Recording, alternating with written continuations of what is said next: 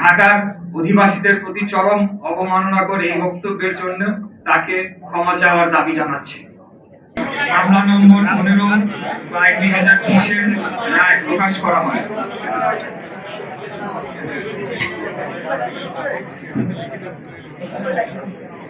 এই রায়ের মাধ্যমে 2020 সালের 1 ফেব্রুয়ারিতে অনুষ্ঠিত ঢাকা দক্ষিণ সিটি কর্পোরেশন নির্বাচনে গায়ের জোরে বেআইনিভাবে প্রকাশিত বানোয়াট ফলাফল ও গ্যাজেট বাতিল করে পলাতক ফজলেনুর তাপসকে অবৈধ ঘোষণা করা হয় এবং ধানের শীষ মার্কা নিয়ে প্রতিদ্বন্দ্বিতা করা ইশরাক হোসেনকে অর্থাৎ আমাকে বিজয়ী ঘোষণা করা হয়। এই রায়ের পরিপ্রেক্ষিতে 27 এপ্রিল 2025 সালে নির্বাচন কমিশন ইসি গ্যাজেট নম্বর ইশরাককে মেয়র হিসেবে আনুষ্ঠানিকভাবে স্বীকৃতি দেয়। পরবর্তীতে গ্যাজেট ও রায় চ্যালেঞ্জ করে রিট দায়ের করা হয়। আমি এখানে গ্যাজেটের যে রিট দায়ের করা হয়েছিল সেই সংক্রান্ত কয়েকটি তথ্য আপনাদেরকে পড়ে শোনাচ্ছি। 14 মে 2025 গ্যাজেট স্থগিত চেয়ে হাইকোর্টে রিট দায়ের। 22 মে 2025 হাইকোর্ট রিট খারিজ করে গ্যাজেট ট্রাইব্যুনালের রায় বহাল রাখে। 26 মে 2025 আপিল বিভাগ চেম্বার জজ রিট টু আপিল ও স্থগিত আবেদন দাখিল করা হয়। 29 এবং 30 মে 2025 আপিল বিভাগ শুনানি শেষে কোন স্থগিতাদেশ না দিয়ে ইসিকে শপথ অনুষ্ঠান আয়োজনের নির্দেশ দেয়। 2 জুন 2025 পূর্ণাঙ্গ আদেশে পুনরায় নিশ্চিত করা হয় যে কোনো ইনজাংশন নেই, শপথ আয়োজনের দায়িত্ব ইসি। বর্তমান আইনগত অবস্থা সম্পর্কে আপনাদেরকে একটু অবহিত করতে চাই। দলিল অথবা আদেশ।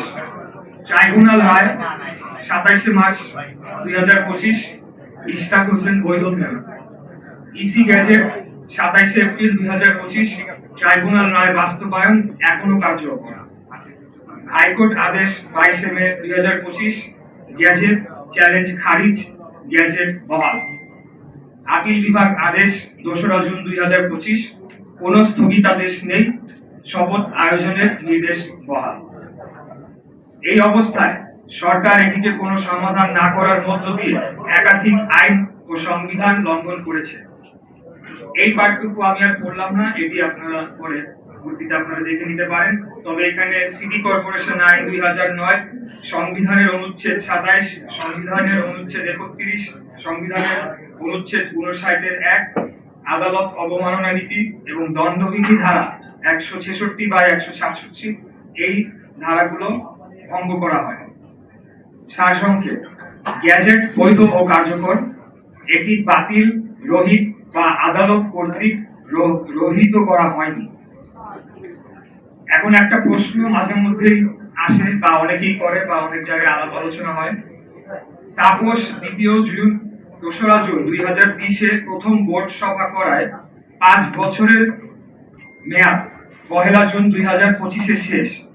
এতে কি 2025 সালের গ্যাজেট মেয়াদ উত্তীর্ণ বা আইনের ভাষায় ইনফ্রাকচুয়াস হয়? সংক্ষিপ্ত উত্তর হচ্ছে না। একটি গ্যাজেট শুধুমাত্র তখনই অকার্যকর হয় যখন সরকার তা প্রত্যাহার, প্রতিস্থাপন বা আদালত তা রদ করে। এগুলো কিছুই ঘটেনি। ইনফ্রাকচুয়াস ঘোষণা আদালতের নির্দেশ। যেহেতু প্রতিকার হিসেবে প্রতীকী শপথ, ক্ষতিপূরণ এবং ঘোষণা এখনো পাওয়া সম্ভব এবং বিষয়টি মূল, যেটি আদালতের ভাষায় হয়নি। ঢাকা দক্ষিণের সর্বস্তরের জনগণের যৌক্তিক আন্দোলন। আইনি বাধ্যবাধকতা পালনে স্থানীয় সরকার মন্ত্রণালয়ের গড়িমসি, হীন উদ্দেশ্য চক্রান্ত করে আইনি জটিলতা সৃষ্টি করা ও সর্বোপরি বাংলাদেশের সর্বোচ্চ আদালতের নির্দেশ অমান্য করার প্রতিবাদে ঢাকা দক্ষিণের ভোটাররা গত মে মাসের মাঝামাঝি থেকে রাজপথে নেমে আসে এবং প্রায় 1.5 মাস আন্দোলন চালিয়ে যায়। এই আন্দোলন চলাকালীন সময়ে এক পর্যায়ে বৈধ মেয়রের দায়িত্ব গ্রহণ না করার ফলে ঢাকা দক্ষিণ সিটির সর্বস্তরের কর্মকর্তা কর্মচারী ও শ্রমিক কর্মচারী ইউনিয়ন এবং অন্যান্য ইউনিয়ন কর্মবিরতিতে যায়। সর্বশেষ পরিস্থিতি, জনগণের যে সকল অত্যন্ত গুরুত্বপূর্ণ সেবা বিঘ্নিত হচ্ছিল সেগুলো সচল করার জন্য আমার অনুরোধে সোমবার 23শে জুন 2025 তারিখে নগর ভবন কর্মবিরতি তুলে নেওয়া হয়েছে। এটার সাথে আন্দোলনের দাবি অথবা সরকারের কোনো চাপ এটির বিন্দু মাত্র কোনো বিষয় নেই, বরঞ্চ অন্তর্বর্তীকালীন সরকার জনগণের সকল আশা আকাঙ্ক্ষা, ন্যায্য দাবি এবং আইন আদালতকে পরোয়া না করে দিনের পর দিন জনদুর্ভোগ সৃষ্টি করে রাখে। এই দুর্ভোগ নিরসনে জনস্বার্থের কথা চিন্তা করে আমরা সবাইকে নিয়ে সকল জরুরি সেবা চালু রাখি। কোরবানি ঈদের পর নগর ভবনের ঊর্ধ্বতন কর্মকর্তারা দৈনন্দিন সকল সেবার কার্যক্রম চালুর উদ্যোগ নিলে স্থানীয় সরকার উপদেষ্টা ও সচিব আঞ্চলিক কর্মকর্তাদের নির্দেশ দিয়ে জন্ম, মৃত্যু, নাগরিক ও ওয়ারিশ সনদ দিতে বারণ করে। জানা যায়, জনগণকে সুবিধা বঞ্চিত করে এর দায় আন্দোলনকারীদের উপর চাপিয়ে দেয়ার কুচক্রান্ত বাস্তবায়ন করতে চেয়েছিলেন তারা। আসিফ মাহমুদের একটি সাক্ষাৎকার একটি বেসরকারি টিভি চ্যানেলে বহুল প্রচারিত হয়েছে এবং সেখানে বেশ কয়েকটি কথা বলা হয়েছে। সেই বিষয়ে আমি কিছু তার প্রতি উত্তর দিতে চাই। একটি বেসরকারি চ্যানেলে সাক্ষাৎকার দিয়ে স্থানীয় সরকার উপদেষ্টা আসিফ মাহমুদ অত্যন্ত আপত্তিকর কিছু কথা বলেছেন। আসিফ বলেছে, বিএনপির এক নেতার ইন্ধনে ইশরাকের আন্দোলন হয়েছে। এই বক্তব্যের মধ্য দিয়ে হাজার হাজার ঢাকার ভোটারদের চরম অপমান করা হয়েছে।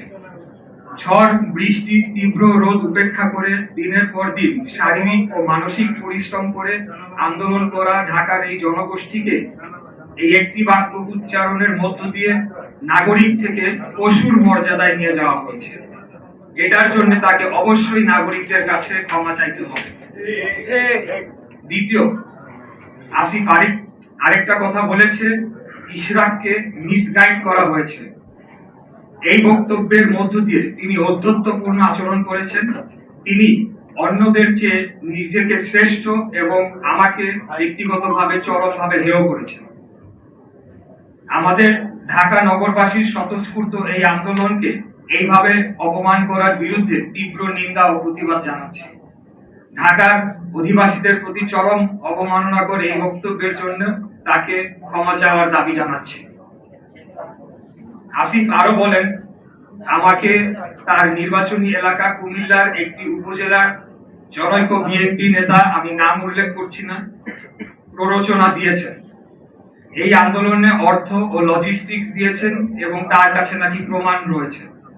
এই প্রমাণ তিনি জাতির সামনে তুলে ধরবেন, অন্যথায় তাকে প্রকাশ্যে ক্ষমা চাইতে হবে। এখানেই তিনি থেমে থাকেন নাই। তিনি বলেছেন, বিএনপির একটি অংশের সরকারের সাথে বোঝাপড়ার দূরত্ব তৈরি হওয়ার কারণে আমাকে ব্যবহার করা হয়েছে।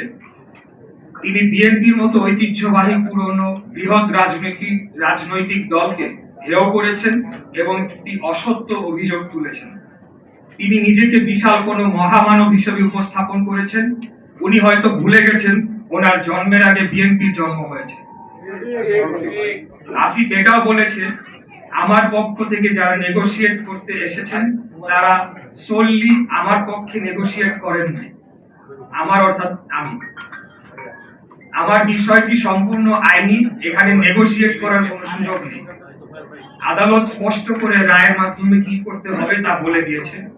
তাহলে নেগোশিয়েট কারা করেছে তা আমাকে জানাতে হবে, কারণ একমাত্র আমাদের দলীয় প্রধানের বাইরে অন্য কোনো ব্যক্তিকে আদালতের রায় কার্যকর সংক্রান্ত যোগাযোগ ছাড়া অন্য কোনো কথা বলার সম্মতি আমি দেই নাই।